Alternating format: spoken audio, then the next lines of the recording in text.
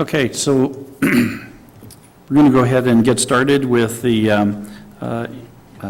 Board of County Commissioners evening hearing for August 12th. Let the record reflect that we have all three county commissioners present, as well as Mr. Amacio, Mr. Dixon, and other staff. And we're going to start the evening with Pledge of Allegiance, so if you'd all please stand. Pledge allegiance to the flag of the United States of America and to the republic for which it stands, one nation, under God, indivisible, with liberty and justice for all.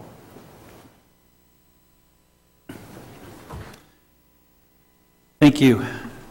Next item on our agenda is an open public forum, and I do not have anybody that's signed up for the public forum, so I'll ask, is there anybody in the audience that would like to provide any testimony for the board as part of the open public forum? Second call for anybody who would like to provide any testimony at the open public forum. Third and final call for anybody who would like to provide any testimony at the open public forum. Seeing none, I'll close that part of the meeting and move on to item 4 on our agenda, which is a hearing to consider reauthorizing the Spokane County Conservation District's proposed special assessment system for calendar years 2015 through 2024 and other matters related thereto. We have members of the district here. Is there any presentation you would like to make or anything you'd like to share with the board before we open up the hearing?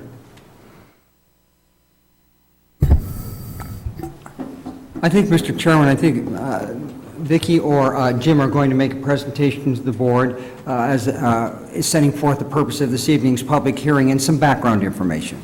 Yeah. Is that correct? Okay. Thank you, Jim, and thank you for the work that you did as well. So I'm Vicki Carter with the Spokane Conservation District, and of course Jim Armstrong, who you all know very well. So tonight we just wanted to be here to answer any questions that you might have about our special assessment and about the benefits that are derived by the constituents of Spokane County for that assessment. And I don't know if you do know this, but Jim was one of the founding authors of the initial legislation that was written authorizing special assessments in the state of Washington. And wasn't that 1946?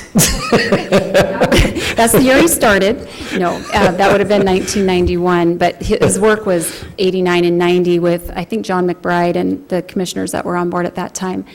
So Jim's very familiar with the assessment process, and we also want to thank Mike Went for all of his work that has been done this year in particular, because there's been some changes just in the way that the assessor's office will be accounting for that. So tonight we're just here to answer any questions that you might have, again, related to the benefits that are derived for Spokane County. We have a number of really great programs going on right now, and we put a list up there for you. Those are just highlights, but we'd be happy to address anything on there that you would be interested in hearing about. And I think, did you have something you wanted to offer as well, Jim? I really appreciate the opportunity to be here. This is several times I've been here doing the same thing, and I'm really appreciate the support that the county has given us over the years, and it's been important for us in order to maintain some continuity of services and actually expand those services to the citizens. To have this special assessment at this point. There are still only 15 conservation districts in the Washington state out of 45 that have assessments, and we were the first district to have the special assessment out of, at that point, 49 districts. And it made the difference, and it put us where we are today. And quite honestly, the comments we've had from the National Association and people who have worked with them, we're in the top probably 2 or 3 districts in the entire nation at this point. So I appreciate your support, and we pledge to continue that through in perpetuity. So for our listening audience, could you just do a very brief overview, because I know that most people cannot see that, of what the Conservation District does and how that does impact those who are living in the urban area, not just the rural? Because I know those issues have been raised. Yeah, that's actually a great point, Shelley. Yeah, so conservation districts, of course, are different across the state of Washington, but Spokane is particularly, I think, not just unique, but interesting because of the diversity that we have in this county. And so typically, a conservation district would be able to offer services in education and demonstration projects, which could include education for K through 12 as well as adults. So we do a lot of demonstration projects. One that we're working on right now is our no-till drill. So that's a concept that's out there, reducing the amount of tillage operations on a field. So that's actually a demonstration that we're proving to farmers out there. But as far as urban type things, we have a fabulous urban tree forestry program here in Spokane County, and we work very closely with Spokane County and the city of Spokane, as well as the city of Liberty Lake and other municipalities, the town of Millwood, to bring Tree City USA. Our Vista Tree Shade Program is also big.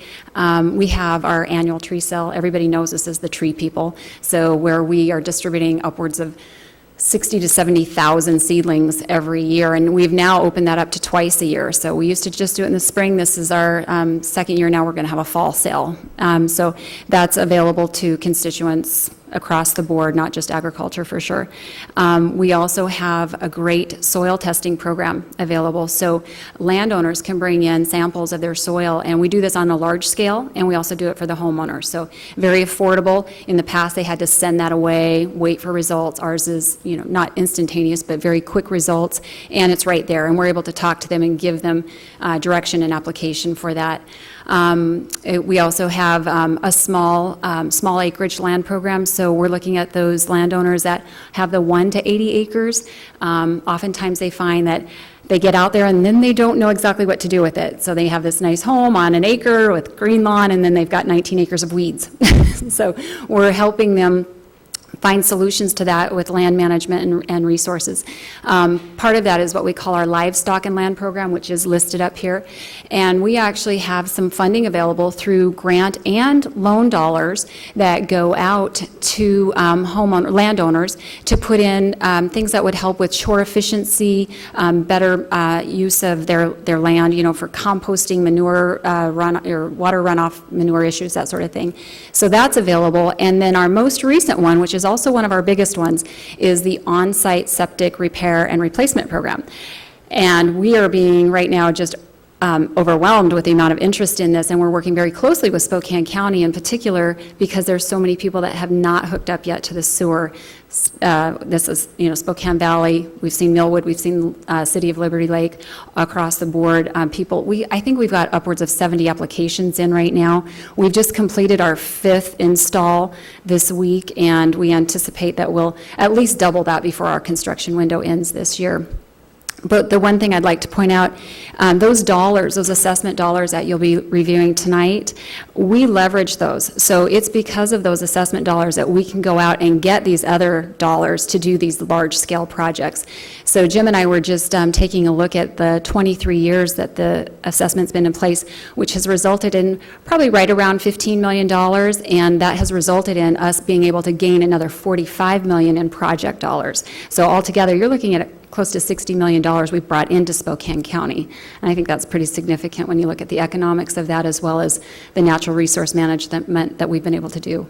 That's great. Thank you. And since we've been talking about this this week, one other point that I'd love for you to hit is I know that there's been an assessment in place since 1991, but this is not a new concept. The Conservation District has a long history in Spokane County.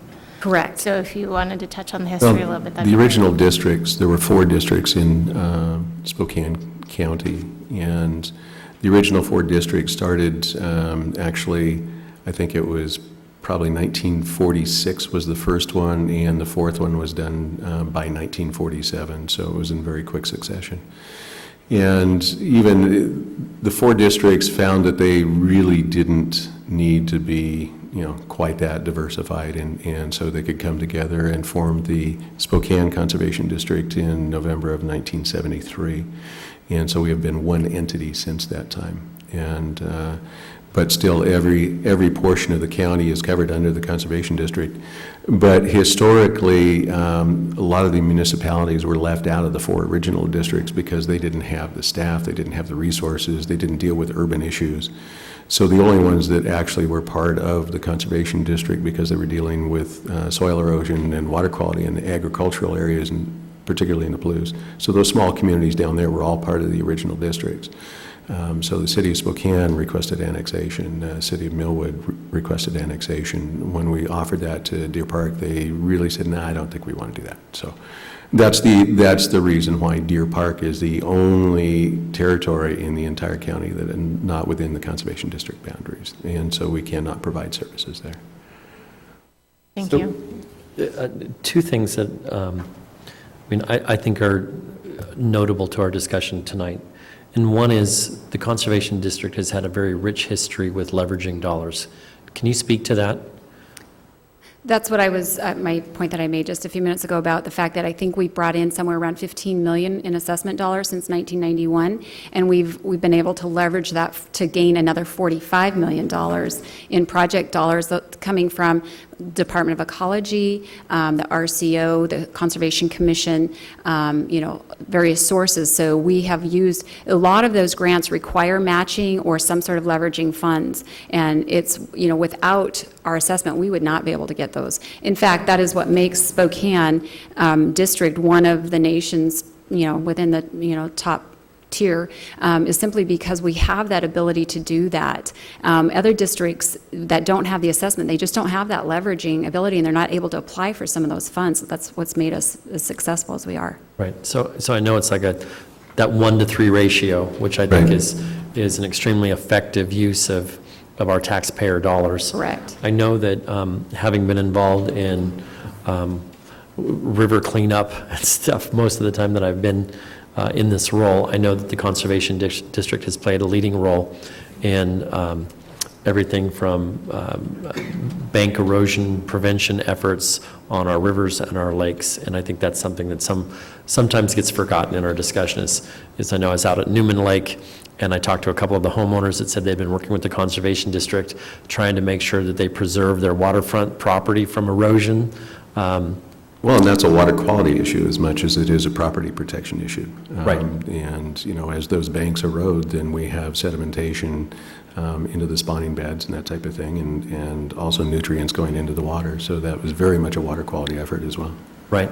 So my understanding of the proposal we have before us is we are doing two things with this proposal. Number one, we are continuing the assessment formula as has been in place, and then we are updating the maps, so to speak, so updating some of the classifications that over time we've become more accurate with the technology, more accurate with regard to specificity on which categories the various parcels fit into.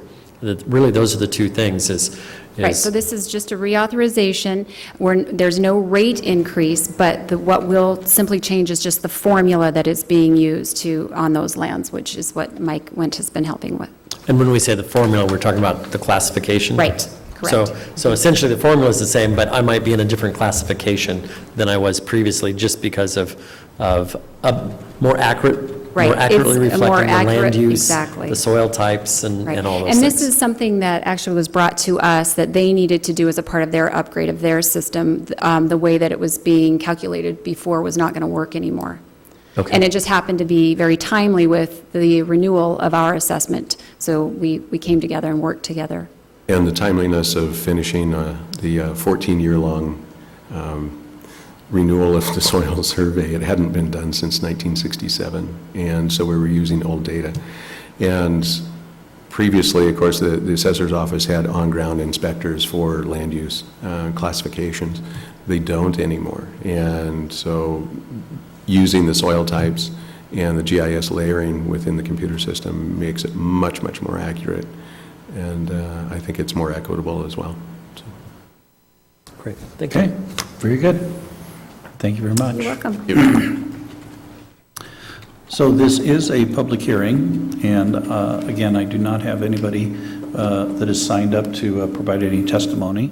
So I will ask 3 times, is there anybody in the audience that would like to provide any testimony on hearing item number 4?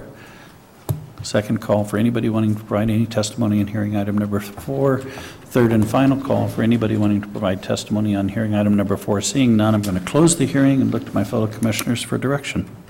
Thank you, Mr. Chairman. I would move to approve the proposed system of assessments as recommended by the Conservation District Board of Supervisors for a 10-year time frame as advertised in our agenda. So basically, the calendar years from 2015 through 2024 and other matters related thereto. And I will second the motion. Okay, I've got a motion and a second. Any discussion on the motion? Seeing none, all in favor, please indicate by saying aye. Aye. Let the record reflect the motion passes by a 3-0 vote. Thank you. Thank you very much for your time and joining us this evening. So then we're moving on to hearing item number 5. This is to consider declaring surplus owned by the county located at 2715 North Floor Road, Spokane, Washington. Spokane County Assessor Parcel Number 45121.9015. Mr. Brueggemann. Good evening, board members. This item on your agenda is a public hearing to take testimony for declaring surplus county-owned property. The Spokane County purchased this property in 1965. It is a parcel that is 31.4 acres in size. It has served as a county road maintenance facility, a report to work location for county road crews, and was also the home of the Spokane County Regional Animal Protection Agency for approximately 40 years. As the board is aware, Scraps has relocated to a new facility and have vacated this site. The property was mined for road maintenance, sand and gravel, and we have extracted the material that is permitted through that mining permit. So the use of this property really has expired as far as a workable site for a county road maintenance facility and the auxiliary uses, particularly scraps. The county does own property that is zoned for mining of road materials approximately to the mile to the northeast of this site. And with the accessibility of a new site and the depletion of the materials permitted to mine at this site, I would recommend to the board to concur that we have utilized this property to its intended intent and to declare this property surplus to the future county needs. Okay, any questions for Mr. Brueggemann? Very good, thank you. Again, this is a hearing item, and I do not have anybody signed up from the public. So I will call for anybody who would like to provide any testimony on hearing item number 5. Anybody who would like to provide any testimony on hearing item number 5. Third and final call for anybody wanting to provide testimony on hearing item number 5. Seeing nobody come forward, I'm going to close the hearing and look to my commissioners for direction. Do you want to do it? I have the language. Go ahead. Thank you, Mr. Chairman. With regard to agenda item number 5 on this evening's agenda, I would move that the Board of County Commissioners does hereby declare the above described parcel as described by staff this evening, and that parcel number is 45121.9015 as surplus to the needs of Spokane County, and as such, the same be disposed of as provided for in the Spokane County Code. I'll second the motion. I have a motion and a second. Any discussion on the motion? Seeing none, all in favor say aye. Aye. Let the record reflect the motion passes by a 3-0 vote. That then moves us on to hearing item number 6. Mr. Brueggemann. Hearing nine, item number 6 deals with the same parcel that you just took action on. We have been approached by CPM Development Corporation to purchase this piece of property now that the county has deemed it surplus to their needs. As the highlights of the purchase and sale agreement, along with the standard language as far as closing costs and the particulars in real estate transactions.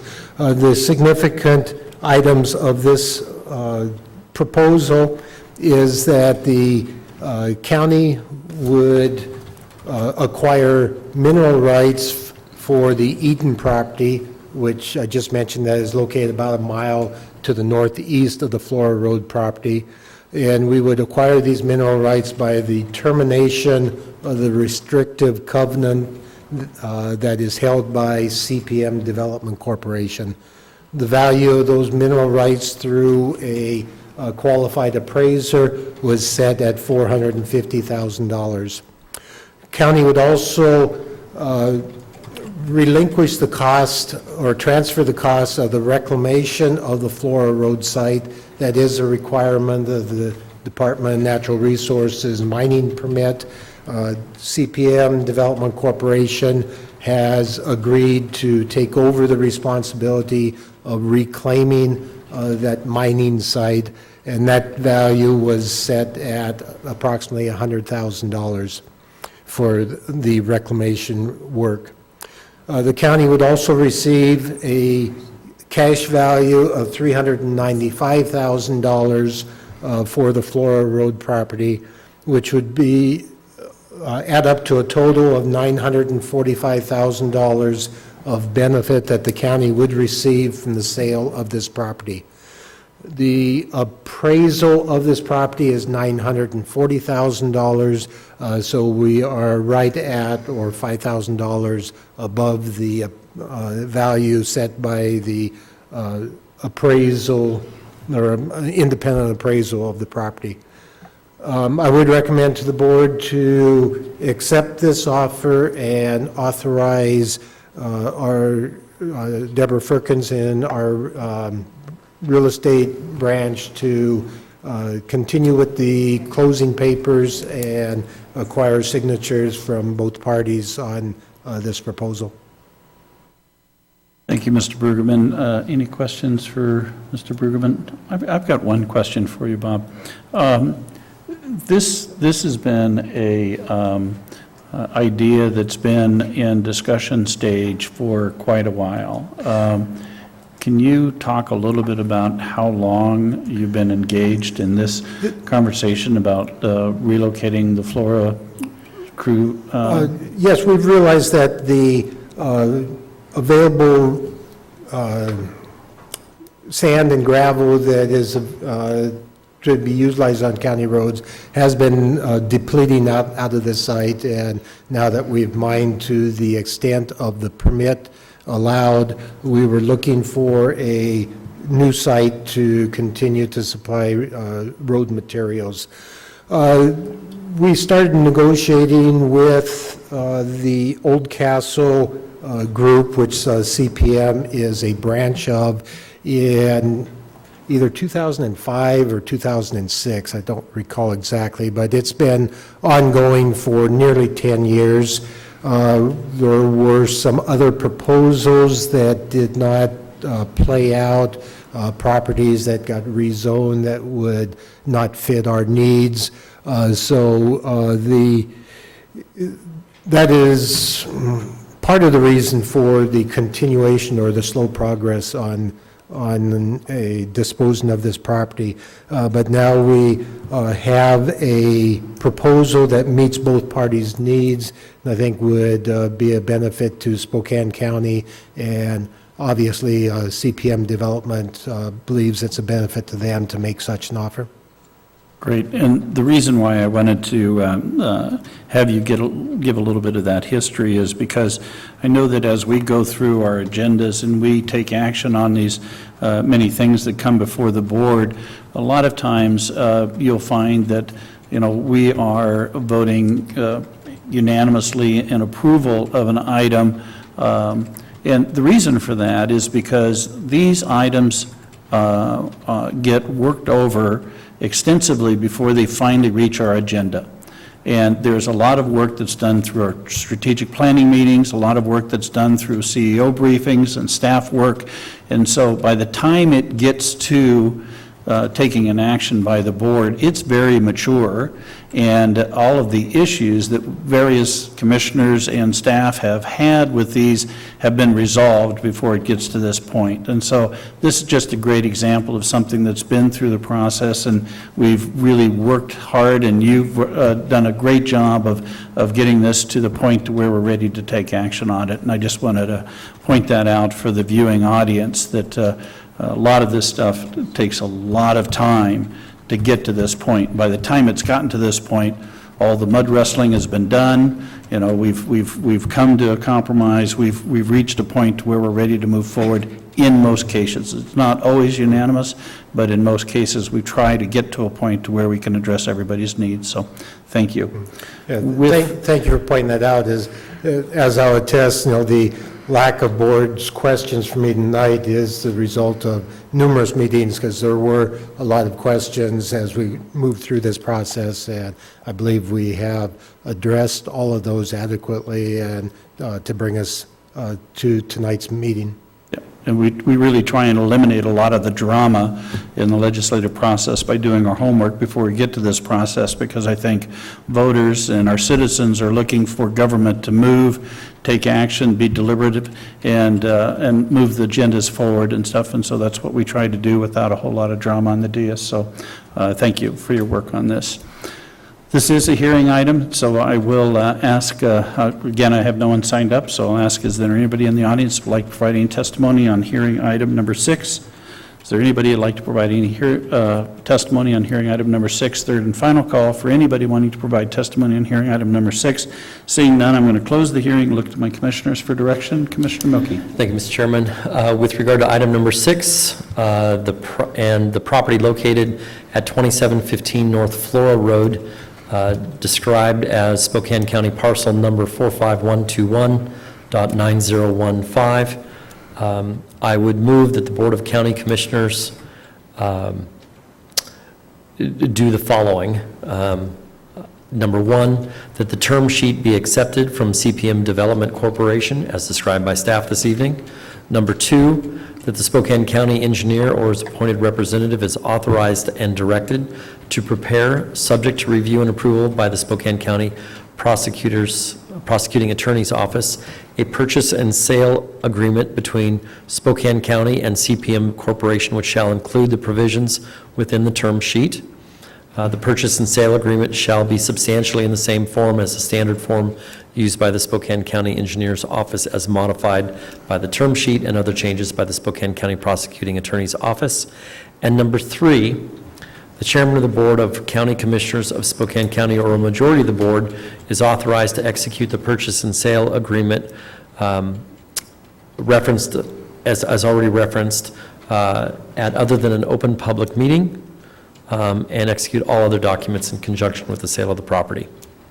Second the motion. Okay, I've got a motion and a second. Any discussion on the motion? Seeing none, all in favor say aye. Aye. Aye. Let the record reflect the motion passes by 3-0 vote.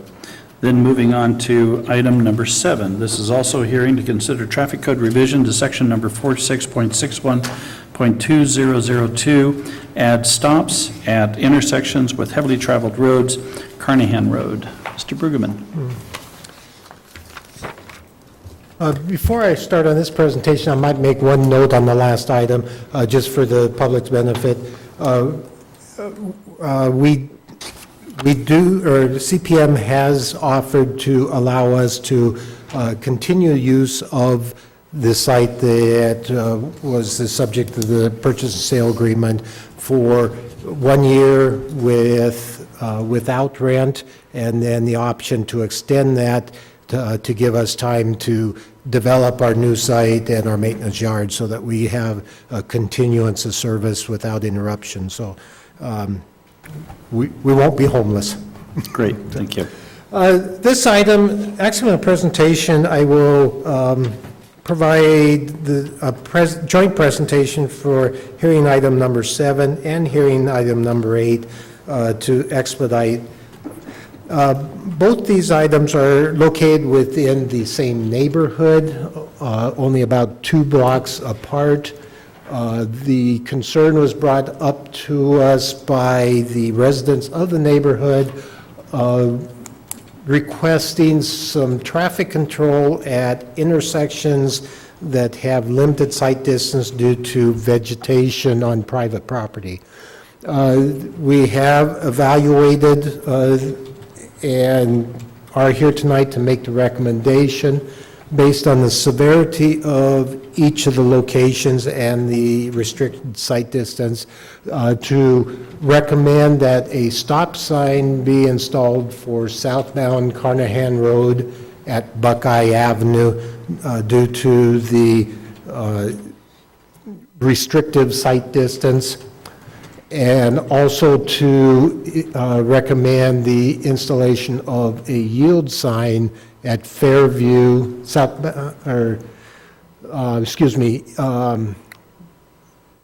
westbound Fairview for the intersection of Custer Road. At that location, the sight distance is not so severe as to require vehicles come to a complete stop, but just to adjust their speed to have a better view of oncoming traffic. So the items are separated on your agenda because they address different sections of the Spokane County Traffic Code, but I would recommend that on hearing item number 7, that you would approve the installation of a stop sign and modify County Code section number 46.61.2002, and that a yield sign be approved, and the modification to Traffic Code section 46.61.2003. Okay, Commissioner Milky. So Bob, just for clarification, the stop sign was for southbound Carnahan as it approaches Buckeye? That is correct. Correct? Okay. Buckeye is Got it. paved road. Most of the other, or all the other roads are gravel. So Buckeye is utilized as the heavier travel through roadways. So our recommendation is to stop the short side of a T intersection, which would be Carnahan approaching Buckeye. Okay, and you just answered that, because as I say, it appears as a T intersection unless it goes to kind of more of an alley type of thing, but it looked to be a T intersection. It is. There's the property directly south of it is currently vacant, but just to the west are apartment complexes, and it is anticipated that the apartments would expand into that vacant property. All right. So there would not be a through street there. Okay, thank you. Okay, any other questions for Mr. Bergman? Seeing none, thank you, sir. So this is, the presentation from staff was from both 7 and 8. Can I combine the hearings, or do I have to have separate hearings for 7 and 8? Chairman French, I think you can take testimonies on both of them together as Okay. long as they identify which item, and we make motions separately. Okay, thank you. So I'm going to open up the public hearing for both hearing items number 7 and 8. I do not have any sign-up sheets, so is there anybody in the audience like providing testimony on hearing items number 7 and 8? Anybody would like to provide any testimony on hearing items number 7 or 8? Third and final call for anybody who would like to provide testimony on items 7 or 8. Seeing none, I'm going to close the hearing, look to my fellow commissioners for 2 separate motions. Great. Commissioner O'Quinn. Regarding item number 7, Mr. Chair, I would move that we approve the installation of a stop sign at southbound Carnahan as it approaches Buckeye, as described by staff, and that we modify Traffic Code section number 46.61.2002 to reflect that change. Second? I have a motion and a second. Any discussion on the motion? Seeing none, all in favor say aye. Aye. Let the record reflect the motion passes by a 3-0 vote. Then, Okay, and then item number 8, I would move that we add a yield sign at the intersection of Fairview, and I did not catch the other road, Custer. Custer, as described by staff, and that we modify traffic code section number 46.61.2003 to reflect that change. Second? I have a motion and a second. Any discussion on the motion? Seeing none, all in favor say aye. Aye. Aye. Let the record reflect the motion passes by 3-0 vote. That completes all the hearing items coming before the board. Our next item on our agenda is a final open public forum. We do not have anybody in the audience that has submitted a sign-up sheet. In fact, I don't have anybody in the audience, period, other than staff. So with that, I am going to go ahead and adjourn the meeting. Thank you very much. We are adjourned.